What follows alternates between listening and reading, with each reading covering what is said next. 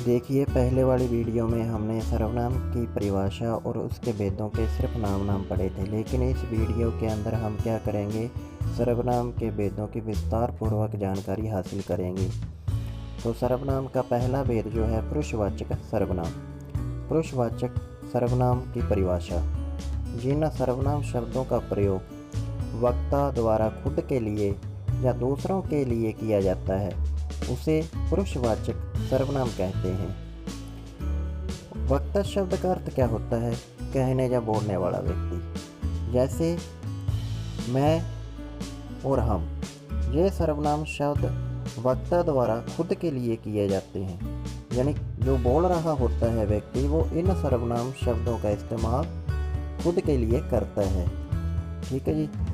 अब अगले जो सर्वनाम शब्द हैं तुम और आप, इन सर्वनाम शब्दों का इस्तेमाल जो व्यक्ति जिससे बात कर रहा होता है या सामने वाला व्यक्ति जो बोल रहे व्यक्ति की बात सुन रहा होता है उसके लिए इन सर्वनाम शब्दों का इस्तेमाल करते हैं। यह, वह, ये, वे, इन सर्वनाम शब्दों का इस्तेमाल किसके लिए किया जाता है? जिस व्यक्ति के बारे में बात कर रहे होते हैं, जिस व्यक्ति के बारे में बात कर रहे होते हैं तो उसके लिए हम इन सर्वनाम शब्दों का इस्तेमाल करते हैं। अब पुरुषवाचक सर्वनाम की परिभाषा अगर दूसरे शब्दों में समझी जाए, जिन शब्दों से व्यक्ति का बोध होता है उन्हें पुरुषवाचक सर्वनाम कहते हैं। इसका प्रयोग स्त्री और पुरुष दोनों के लिए किया जाता है। जैसे मैं फिल्म देखना चाहता हूँ। अब यहाँ पर मैं क्या है? सर्वनाम शब्द है, लेकिन मैं शब्द जो बोलने वाला व्यक्ति है वो स्वयं के लिए इस्तेमाल कर रहा है। ठीक है जी। अब दूसरे में क्या है? मैं घर जाना चाहती हूँ। अब जहाँ पर मैं क्या है? सर्वनाम शब्द है। तो यहाँ पर जो महिला है या कोई भी लड़की है वो मैं सर्वनाम शब्द का इस्तेमाल अपने लिए कर रही है। आप अगले में देखें, आप कहते हैं तो ठीक ही होगा। ठीक है जी। तो इसमें सर्वनाम शब्द कौन सा है? आप। ठीक है, यानी जो बोल रहा व्यक्ति है उसके सामने जो व्यक्ति उसकी बात सुन रहा है उसके लिए इस सर्वनाम शब्द का इस्तेमाल हुआ है। अब आगे देखें, तुम जब तक आए तब तक वह चला गया। तुम सर्वनाम शब्द जो बोल रहा व्यक्ति है, ठीक है, उसकी जो बात सुन रहा है, ये इस सर्वनाम शब्द का इस्तेमाल उसके लिए किया गया है जो बात सुन रहा है, सुनने वाले व्यक्ति के लिए। वह पढ़ने में बहुत तेज है। अब देखो, वह जो सर्वनाम शब्द है, ठीक है, इस शब्द का इस्तेमाल किसके लिए हुआ? जिस व्यक्ति के बारे में बात हो रही है उसके लिए किया गया। पुरुषवाचक सर्वनाम के भेद। पुरुषवाचक सर्वनाम के भी आगे 3 भेद और होते हैं। नंबर 1 उत्तम पुरुष, नंबर 2 मध्यम पुरुष, नंबर 3 अन्य पुरुष। अब उत्तम पुरुष में क्या होता है? जिन शब्दों का प्रयोग बोलने वाला खुद के लिए करता है उसे उत्तम पुरुषवाचक सर्वनाम कहते हैं। जैसे मैं, हमारा, हम, मुझको, हमारी, मैंने, मेरा, मुझे आदि। ये सारे के सारे क्या हैं? सर्वनाम शब्द हैं। और ये सर्वनाम शब्द किसके अंदर आते हैं? उत्तम पुरुष के अंदर आते हैं। और जो बोलने वाला व्यक्ति होता है इन सर्वनाम शब्दों का इस्तेमाल खुद के लिए करता है। जैसे उदाहरण में 2 वाक्य दे रखे हैं, मैं स्कूल जाऊंगा। यहाँ मैं शब्द क्या है? मैं शब्द जो है सर्वनाम है और बोलने वाला व्यक्ति इस सर्वनाम शब्द का इस्तेमाल खुद के लिए कर रहा है। अगले वाक्य में देखें, हम मतदान नहीं करेंगे। यहाँ हम क्या है? हम जो शब्द है वो सर्वनाम शब्द है, तो बोलने वाला व्यक्ति हम शब्द का इस्तेमाल खुद के लिए कर रहा है। अब आगे देखें, मध्यम पुरुष। जिन शब्दों का प्रयोग बोलने वाला यानी वक्ता, सुनने वाला यानी श्रोता के लिए प्रयोग करता है उसे मध्यम पुरुषवाचक सर्वनाम कहते हैं। जैसे तुम, तुम, तुम्हें, आप, तुम्हारे, तुमने, आपने आदि। और ये सारे के सारे क्या हैं, सर्वनाम शब्द हैं। और इन सर्वनाम शब्दों का इस्तेमाल कौन करता है, जो व्यक्ति बोल रहा होता है और उसकी बात जो सामने व्यक्ति में होता है, सुनने वाला व्यक्ति होता है, उसके लिए किया जाता है इन सर्वनाम शब्दों का इस्तेमाल। अब देखते हैं उदाहरण के लिए, तुमने गृह कार्य नहीं किया। अब यहाँ पर तुमने क्या है, सर्वनाम शब्द है। अब जो बोल रहा व्यक्ति है, उसकी जो बात सुन रहा है, ये सर्वनाम शब्द जो है उसके लिए इस्तेमाल हुआ है। तुम सो जाओ, तुम क्या है यहाँ पर, तुम सर्वनाम शब्द है।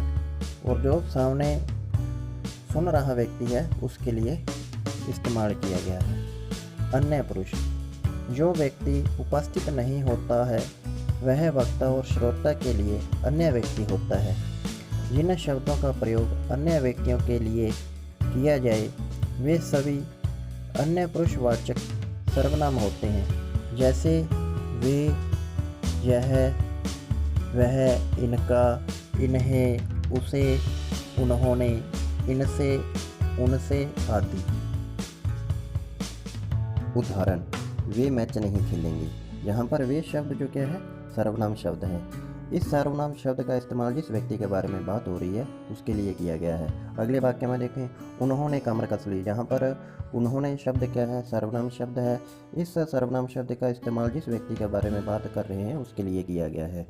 सर्वनाम का अगला भेद, दो नंबर जो भेद है वो है निजवाचक सर्वनाम। निजवाचक सर्वनाम की परिभाषा, निज शब्द का अर्थ होता है अपना और वाचक का अर्थ होता है बोध।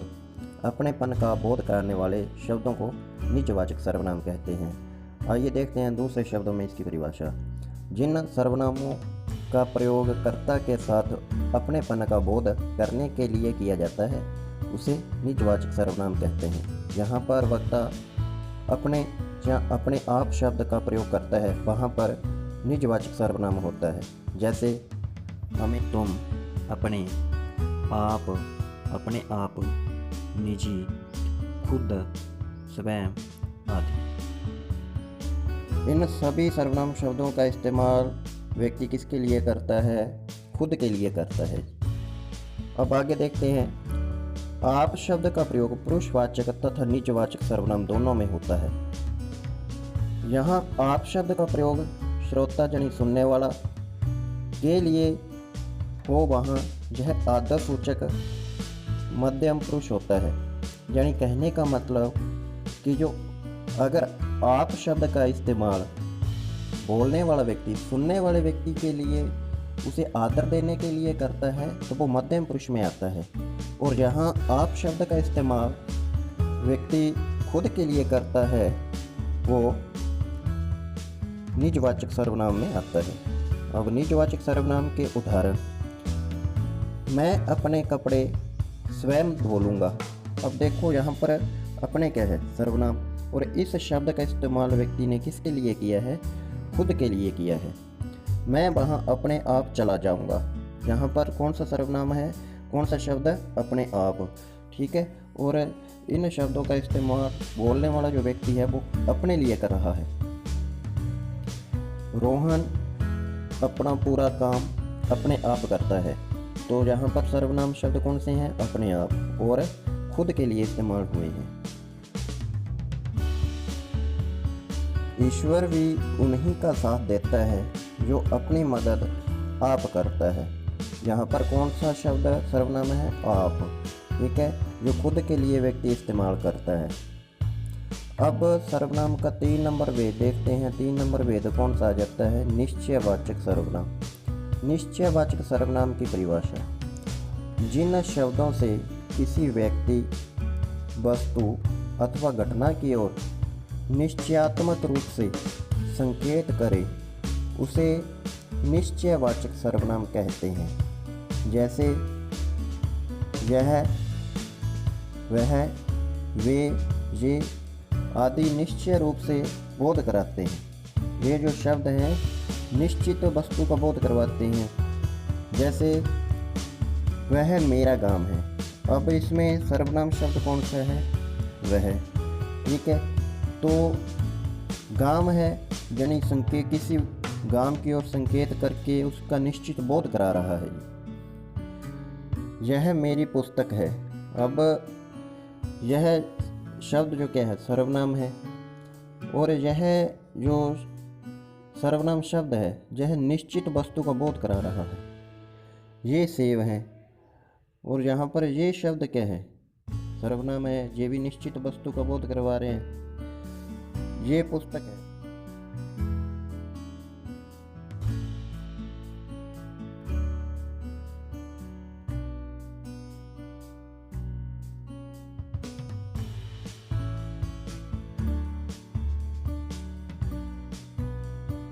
बात करते हैं सर्वनाम के अगले भेद के बारे में, अनिश्चयवाचक सर्वनाम। अनिश्चयवाचक सर्वनाम की परिभाषा। जिन शब्दों से किसी व्यक्ति, वस्तु आदि का निश्चयपूर्वक बोध न हो वहाँ अनिश्चयवाचक सर्वनाम होता है। दूसरे शब्दों में, जो सर्वनाम किसी वस्तु या व्यक्ति की ओर ऐसे संकेत करे कि उनकी स्थिति अनिश्चित या अस्पष्ट रहे, उन्हें अनिश्चयवाचक सर्वनाम कहते हैं। जैसे निश्चित नहीं होता कि क्या चीज़ है, ना ही कोई पता होता है कि कौन व्यक्ति है, ठीक है, तो उसके लिए वो किस श्रेणी में आ जाते हैं, अनिश्चयवाचक सर्वनाम की श्रेणी में आते हैं। जैसे दे रखे हैं नीचे कुछ शब्द दे रखे हैं, कोई, कुछ, किसी। यह सर्वनाम शब्द क्या है, अनिश्चित है, कि किसी वस्तु के बारे में कुछ नहीं पता होता कि वो कौन है, क्या है। अनिश्चयवाचक सर्वनाम के उदाहरण। मोहन आज कोई तुमसे मिलने आया है। अब देखो यहाँ पर कोई शब्द आया है, कोई सर्वनाम जो शब्द है, ठीक है। अब ये अनिश्चित श्रेणी में आता है, कौन मिलना है कोई पता नहीं। अब अगले वाक्य में पानी में कुछ गिर गया है। अब पानी में कुछ गिर गया है, तो इस वाक्य में सर्वनाम शब्द कौन सा है, कुछ, ठीक है। अब क्या गिर गया है पता ही नहीं है, तो ये क्या है, अनिश्चय है। द्वार पर कोई खड़ा है। अब इस वाक्य में देखें कि सर्वनाम शब्द कौन सा है, कोई। अब कौन खड़ा है पता ही नहीं है, तो ये भी क्या है, अनिश्चय है। तुम्हारे लिए किसी का फ़ोन है। अब सर्वनाम, जहाँ पर सर्वनाम शब्द जो है कौन सा है, किसी, ठीक है। अब किसका फ़ोन है ये भी नहीं पता, तो ये भी क्या है, अनिश्चय है। कोई आ रहा है। अब इस वाक्य में सर्वनाम शब्द कौन सा है, कोई। अब कौन आ रहा है इसका भी नहीं कोई पता, तो ये भी किसका बोध करवा रहा है, अनिश्चयवाचक सर्वनाम का बोध करवाता है ये। मुझे कोई नज़र आ रहा है। अब इस वाक्य में कौन सा सर्वनाम शब्द है, कोई। अब कौन नज़र आ रहा है पता नहीं, तो ये भी क्या है, अनिश्चय। मुझे किसी की आवाज़ सुनाई दे रही है। अब किसकी आवाज़ सुनाई दे रही है ये भी पता नहीं, तो इस वाक्य में सर्वनाम शब्द कौन सा है, किसी, ठीक है। और इस शब्द से अनिश्चित व्यक्ति का बोध होता है जी, ठीक है जी। अगला जो सर्वनाम का भेद है, संबंधवाचक सर्वनाम। सर्वनाम की परिभाषा। जिन शब्दों से परस्पर संबंध का पता चले उसे संबंधवाचक सर्वनाम कहते हैं। जिन शब्दों से दो पदों के बीच के संबंध का पता चले उसे संबंधवाचक सर्वनाम कहते हैं। अगर अपने दूसरे शब्दों में इसकी परिभाषा पढ़ने को मिले या पढ़ें, जो सर्वनाम वाक्य में प्रयुक्त किसी अन्य सर्वनाम से संबंधित हो उन्हें संबंधवाचक सर्वनाम कहते हैं। जैसे नीचे कुछ सर्वनाम शब्द दे रखे हैं जो कि वाक्य के अंदर आकर के अपना संबंध दूसरे शब्दों से या अन्य शब्दों के साथ दर्शाते हैं। संबंधवाचक सर्वनाम के उदाहरण। पहले वाक्य में देखें, जैसी करनी वैसी भरनी। यहाँ पर जैसी और वैसी जो शब्द हैं वो सर्वनाम शब्द हैं। ये दोनों ही वाक्य के अंदर आकर के अपना एक दूसरे के साथ संबंध दर्शाते हैं। जिसकी लाठी उसकी भैंस, इसमें भी जिसकी क्या है, सर्वनाम शब्द है, उसकी क्या है, ये भी सर्वनाम शब्द है। दोनों ही आपस में एक दूसरे के साथ संबंध दर्शा रहे हैं। जैसा कर्म करोगे वैसा फल मिलेगा। यहाँ पर सर्वनाम शब्द कौन से हैं, जैसा, वैसा। ये दोनों ही इस वाक्य के अंदर आकर के अपना संबंध एक दूसरे के साथ दर्शाते हैं। अगला जो भेद है, प्रश्नवाचक सर्वनाम। प्रश्नवाचक सर्वनाम की परिभाषा। जिन सर्वनाम शब्दों का प्रश्न पूछने के लिए प्रयोग किया जाता है उसे प्रश्नवाचक सर्वनाम कहते हैं। सरल शब्दों में समझा जाए तो प्रश्न करने के लिए जिन सर्वनामों का प्रयोग होता है उन्हें प्रश्नवाचक सर्वनाम कहते हैं। जैसे नीचे कुछ प्रश्नवाचक सर्वनाम शब्द दे रखे हैं।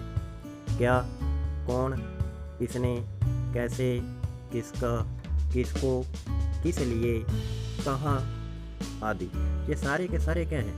प्रश्नवाचक सर्वनाम शब्द हैं। प्रश्नवाचक सर्वनाम के उदाहरण, यह कौन है? यहाँ पर कौन शब्द क्या है? प्रश्नवाचक सर्वनाम है। टोकरी में क्या रखा है? यहाँ पर क्या जो सर्वनाम शब्द है वो किसके अंदर आता है? प्रश्नवाचक के अंदर आता है। बाहर कौन खड़ा है? इस वाक्य के अंदर कौन जो शब्द है? प्रश्नवाचक शब्द है। तुम क्या खा रहे हो? इस वाक्य के अंदर क्या शब्द जो है वो प्रश्नवाचक है। देखो तो कौन आया है?